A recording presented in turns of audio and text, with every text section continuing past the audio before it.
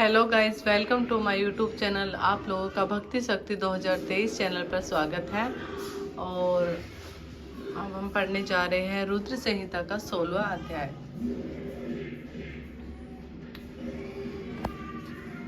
ओम नमः शिवाय।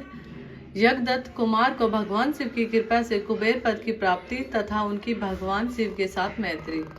सूत जी कहते हैं, मुनीश्वर ब्रह्मा जी की यह बात सुनकर नारद जी ने विनय पूर्वक उन्हें प्रणाम किया और पुनः पूछा, भगवान भक्त वत्सल भगवान शंकर कैलाश पर्वत पर कब गए और महात्मा कुबेर के साथ उनकी मैत्री कब हुई? परिपूर्ण मंगल विग्रह महादेव जी ने वहाँ क्या किया, यह सब मुझे बताइए। इसे सुनने के लिए मेरे मन में बड़ा कौतूहल है।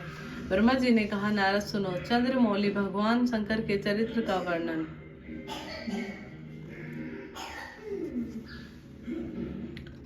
करता हूँ। वे कैसे कैलाश पर्वत पर गए और कुबेर की उनके साथ किस प्रकार मैत्री हुई, यह सब सुनाता हूँ। काम्पिल्य नगर में यज्ञदत्त नाम से परिचित एक ब्राह्मण रहते थे, जो बड़े ही सदाचारी थे। उनके एक पुत्र हुआ जिसका नाम गुणानिधि था। वह बड़ा ही दुराचारी और जुआरी हो गया था। पिता ने अपने उस पुत्र को त्याग दिया। वह घर से निकल गया और कई दिनों तक भूखा भटकता रहा। एक दिन वह नैवेद्य चुराने की इच्छा से शिव मंदिर में गया। वहां उसने अपने वस्त्र को जलाकर उजाला किया। यह मानो उसके द्वारा भगवान शिव के लिए दीपदान किया गया। तत्पश्चात वह चोरी में पकड़ा गया और उसे प्राण दंड मिला। अपने कुकर्मों के कारण वह यमदूत द्वारा बांधा गया। इतने में ही भगवान शंकर के पार्षद वहां आ पहुंचे और उन्होंने उसे उनके बंधन से छुड़ा दिया। शिवगणों के संघर्ष से उसका हृदय शुद्ध हो गया था, अतः वह उन्हीं के साथ तत्काल शिवलोक में चला गया। वहां सारे दिव्य भोगों का उपभोग तथा उमा महेश्वर के सेवन करके कालांतर में वह कालिंगज राज आंधी का पुत्र हुआ। वहां उसका नाम था दम। वह निरंतर भगवान शिव की सेवा में लगा रहता था। बालक होने पर वह दूसरे बालकों के साथ शिव का भजन किया करता था। वह क्रमशः युवावस्था को प्राप्त हो और पिता के परलोक गमन के पश्चात राज सिंहासन पर बैठा। राजा दम बड़ी प्रसन्नता के साथ सब और शिव धर्मों का प्रचार करने लगे। भूपाल दम का दमन करना दूसरों के लिए सर्वथा कठिन था। ब्राह्मण समस्त शिवालयों में दीपदान करने के अतिरिक्त वे दूसरे किसी धर्म को नहीं जानते थे। उन्होंने अपने राज्य में रहने वाले समस्त ग्रामाध्यक्ष को बुलाकर यह आगे दे दी कि शिव मंदिरों में दीपदान करना सबके लिए अनिवार्य होगा। जिस जिस ग्रामाध्यक्ष के गांव के पास जितने शिवालय वहां वह बिना कोई विचार के दीपदान जलाना चाहिए। आजीवन इसी धर्म का पालन करने के कारण दम ने बहुत बड़ी धर्म संपत्ति का संचय कर लिया। फिर वे काल धर्म के अधीन हो गए।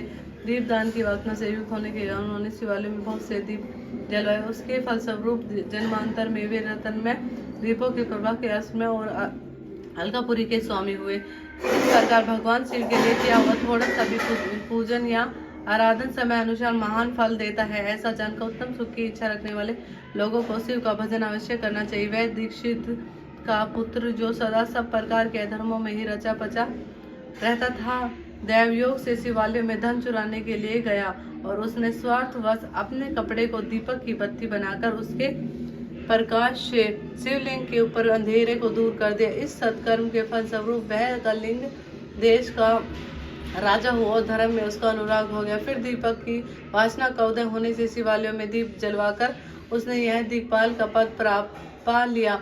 मुनीश्वर देखो तो सही, कहाँ उसका वह कर्म और कहाँ यह दिक्पाल पदवी जिसका यह मानव धर्म प्राणी इस समय यहाँ उपभोग कर रहा है। तात यह तो उसके ऊपर शिव के संतुष्ट होने की बात बताई गई है। अब एकत्रित होकर यह सुनो कि किस प्रकार सदा के लिए उसकी भगवान शिव के साथ मित्रता हो गई। मैं इस प्रसंग का तुमसे वर्णन करता हूँ। नारायण पहले के पदाकल्प की बात है। मूल ब्रह्मा के मानस पुत्र को सत्य से विश्रवा का जन्म हुआ और विश्रवा के पुत्र वैष्णव कुबेर हुए। उन्होंने पूर्व काल में अत्यंत उग्र तपस्या के द्वारा त्रिनेत्रधारी महादेव की आराधना करके विश्वकर्मा की बनाई हुई इस अलकापुरी को भोग किया। जब वह कल्प व्यतीत हो गया और मेघवाहन कल्प आरंभ हुआ, उस समय वह यज्ञदत्त का पुत्र जो प्रकाश का दान करने वाला था, कुबेर के रूप में अत्यंत दुष्य तपस्या करने लगा।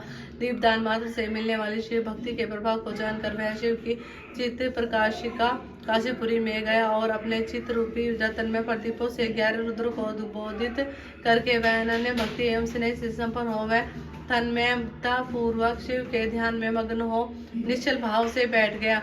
जो शिव की एकता का महान पात्र है, तप रूपी अग्नि से बड़ा हुआ है। काम,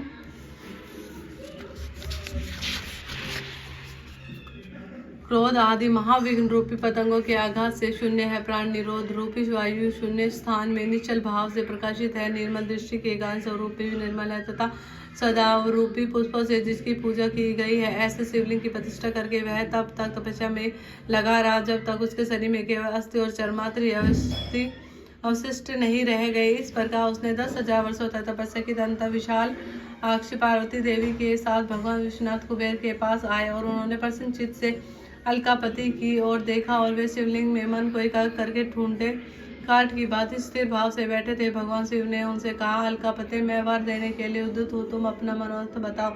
यह वाणी सुनकर तपस्या के धनी कुबेर ने जो ही आंखें खोलकर देखा तो ही उमा वल्लभ भगवान श्रीकंठ सामने खड़े दिखाई दिए। वे उदय काल के सहस्त्र सूर्य से भी अधिक तेजस्वी थे और उनके मस्तक पर चंद्रमा अपनी चांदी बिखेर रहे थे। भगवान शंकर के तेज से उनकी आंखें चौंधिया गई और उनका तेज प्रतिहित हो गया और नेत्र बंद करके मनोरथ से भी परे विराजमान देवेश्वर शिव से बोले, नाथ, मेरे नेत्रों को वह दृष्टि शक्ति दीजिए जिसे आपके चरणाविंदों का दर्शन हो सके। स्वामी, आपका प्रत्यक्ष दर्शन हो, यही मेरे लिए सबसे बड़ा वर है। ईश दूसरे किसी वर से मेरा क्या प्रयोजन है। चंद्रशेखर, आपको नमस्कार है। कुबेर की यह बात सुनकर देवाधिदेव उमापति ने अपनी हथेली से उनका स्पर्श करके उन्हें देखने की शक्ति प्रदान की। दृष्टि शक्ति मिल जाने पर यज्ञदत्त के उस पुत्र ने आंखें फाड़ फाड़ कर पहले उमा की ओर देखना आरंभ किया। वह मन ही मन सोचने लगा, भगवान शंकर के समीप यह स्वर्गा सुंदरी कौन है? इसने कौन सा ऐसा तप किया है जो मेरी भी तपस्या से बढ़ गया है? वह रूप, यह प्रेम और सौभाग्य और यह असीम शोभा सभी अद्भुत है। वह ब्राह्मण कुमार बार बार यही कहने लगा। जब बार बार यही कहता हो, वह क्रूर दृष्टि से